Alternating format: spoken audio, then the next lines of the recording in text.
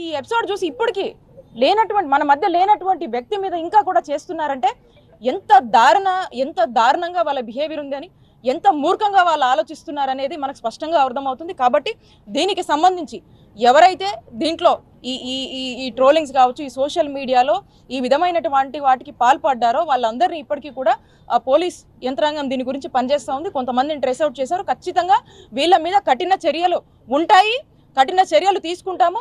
ముందు కూడా ఇట్లాంటి వాటికి ఎవరైనా డేర్ చేస్తే మాత్రం ఖచ్చితంగా వాళ్ళందరికీ కూడా వార్నింగ్ ఇస్తా ఉన్నాము. ఇలాంటివి కనుక ఎవరైనా రిపీట్ చేస్తే ఖచ్చితంగా ఇక మీ కౌంట్ డౌన్ మొదలైనట్టే.